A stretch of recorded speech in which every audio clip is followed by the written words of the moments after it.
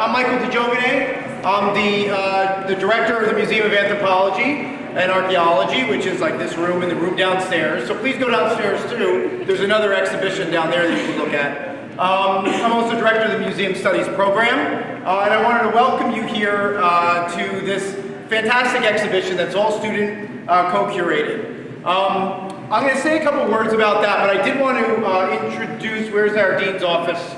You want to, Teresa? I'm sorry. You want to introduce us or welcome us? Sure. Hello, my name is Teresa Reiner. I'm a faculty associate for the College of Science and Math. And on behalf of the dean's office, I just wanted to thank everybody for coming.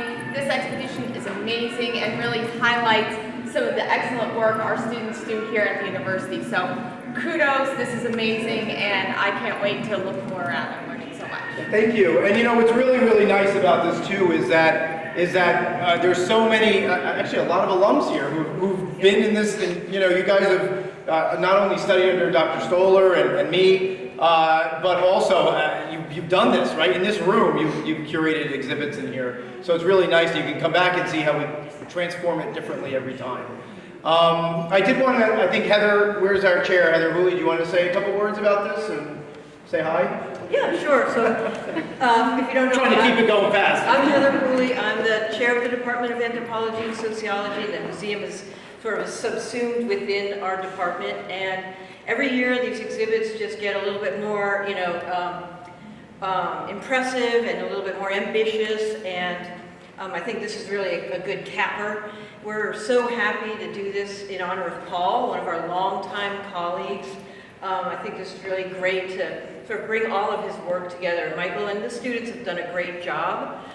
In addition to the exhibition space we have up here and the one we have downstairs, which is the Global Philadelphia exhibit, we also have resources where we curate about 200,000 three-dimensional objects from various places around the world. And oftentimes those collections are brought out thematically to help support the development of these exhibitions, but they're also used in student research projects. So all of the entire premise of the museum and the archaeology and the ethnography collections is to support student learning. And we're so great that so many of our students and our alumni are here to celebrate.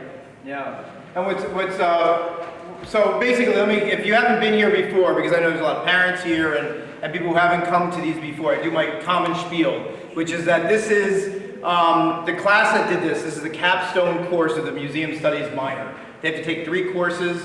One is like an intro to museum studies, and I know some of those students that I have right now are in here. Then there's a collections care and management class with Dr. Wholey, where they get to really work hands-on with these artifacts and learning how to care for them, how to preserve them. We have some fantastic research and conservation work going on. Sadie's been doing a lot with our Edmundo, Morales' hat collection. Indian hat and headdress collection. Which is really fantastic. She's gone on a winter tour and, you know, to conserve them.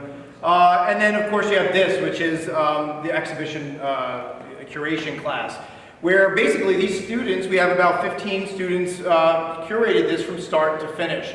So we have to kind of think up a big idea. That's the big thing that we do for a lot of the class. And I know people are like, oh my gosh, you know, we argue about it, debate every word of it. But really that's the narrative. That's the central kind of thrust of what we want to do. So I usually come already prepared with some milestone that's going on that we want to, you know, celebrate, and then we talk about it, we research it, and then we come up with this narrative, what we want you guys as visitors to come away with and walk away with.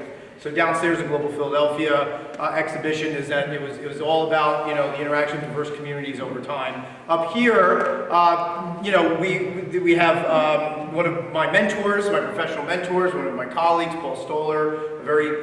He's a very humble person, but he is a very well-known, internationally recognized anthropologist. Keep going.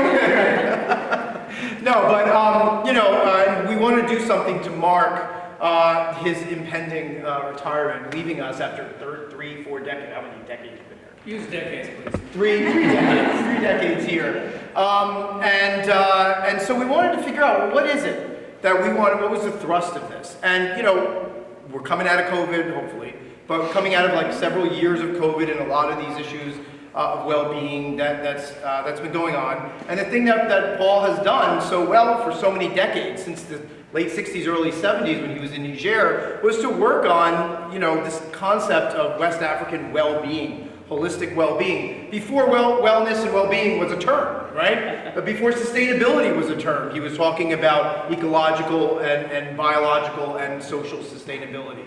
And so we thought that would be a really great kind of thrust for this, and then we have this annex that then goes into Paul and his life work and how it informed all of this.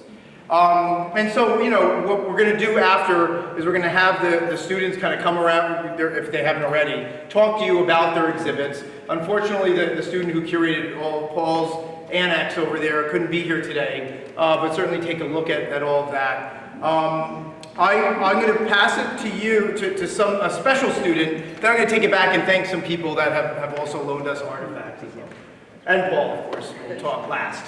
But yes, so this also, for the first time, represents the first time we have a this is a master's thesis as well. So Virginia Vintson, this is her, she's the assistant curator, and she did everything here, from getting the catering.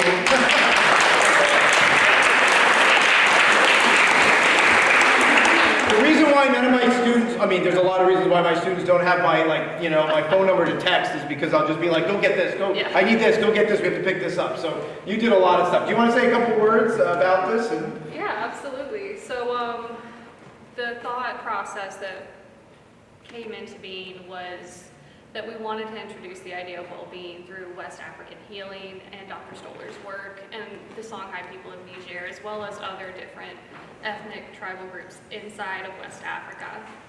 Not many people know about West African culture, and this is one of the driving points of this exhibit, is that we wanted to bring a little piece of West African knowledge here to Westchester. And it's been an honor to be able to work with Dr. Giovine and Paul and all of our student curators throughout this process as I'm winding down my master's career here at Westchester, and it's just been an honor, and I thank everybody. Well, thank you, it's fantastic. So I could give you an A, but it's not going to matter.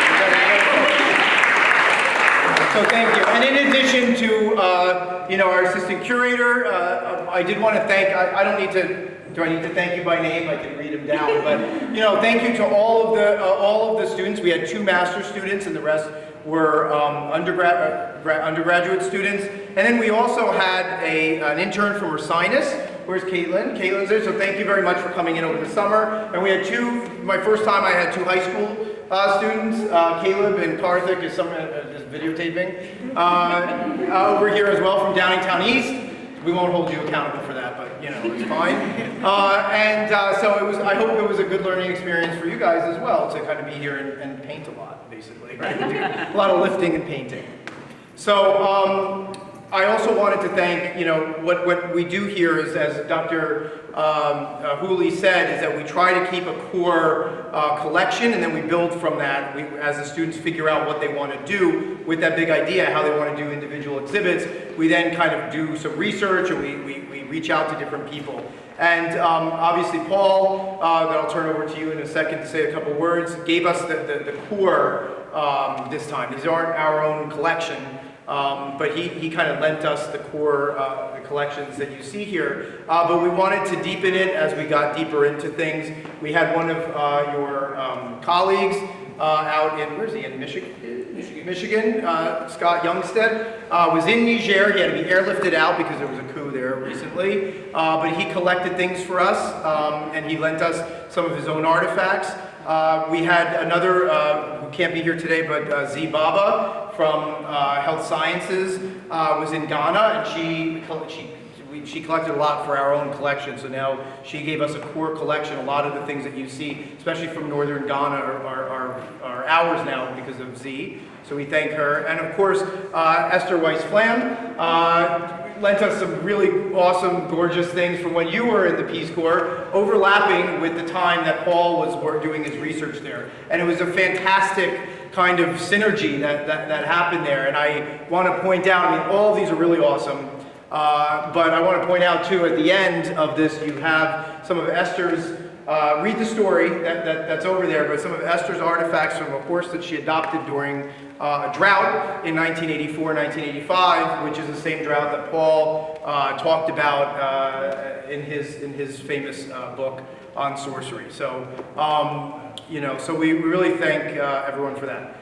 One last thing, Tom's not here, but I can't do it without my designer and my builder, Tom Hockey, from theater. This spirit hut, I said I want a spirit hut. I want it to look like, when you walk in, you're in another planet, and I want to see all the constellations in the sky. And he and his students did a fantastic job. It even smells like Niger, right? It was really great. So even though Tom's And last, Stephanie Thompson, you just do such a great job with our design. All of these banners and these labels are just awesome. And so they've really taken what the students have written, and she's really done such a great job, making it something really aesthetically pleasing. So I really thank you and everybody for that as well. So I want to turn it over to Paul maybe to say a few words, because it has been such an honor. I've been here this is my 10th anniversary being here, and I remember coming here from the University of Chicago. I was adjuncting at Wisconsin at the time, do I want to stay here? Do I want to be here? And coming and being in a department with Paul is something that a lot of my cohort were very envious of. I remember that first American Anthropological Association meeting after I was hired here. I was the most popular person from my Chicago cohort. They all wanted me to introduce them to Paul, so they were like following us around until you do it. So, he's a very inspirational person. He's done really interesting work, of course. He's also known and has been awarded some fantastic awards, including the Nobel Prize of Anthropology, which is the Anders Rhesus Medal, for particularly the way that he brings and translates anthropological knowledge to a popular and accessible audience, right? He's a fantastic writer. He goes around the world doing writer workshops as well. A humanistic anthropologist. A lot of the same kind of things that I strive for. So hopefully in 2 more decades I can get the Andrew Research Prize. But, but for now, it was nice to hold it, right? So thank you so much, Paul, for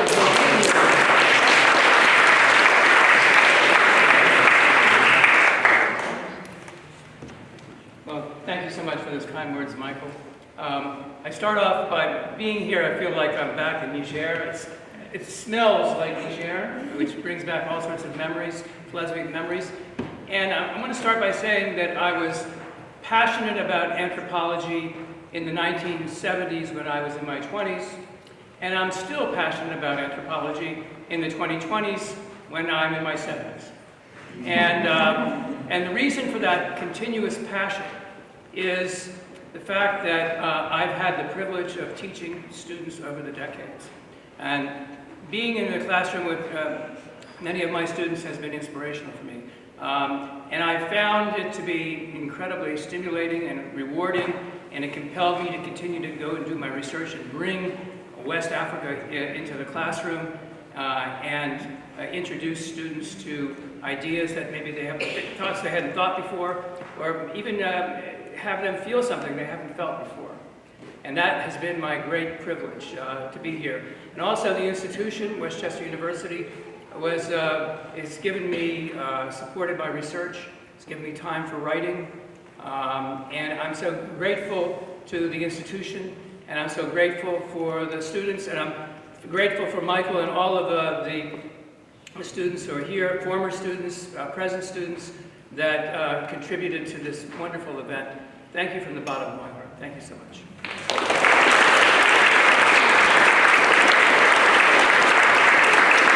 Thank you very much. Please, enjoy, and the students, if you haven't talked with them yet, the curators will be happy to kind of explain their exhibits, because, one of the things that we like to do here is to make sure that the students get a chance to give their tours, to explain the way that they came up with these really interesting exhibitions.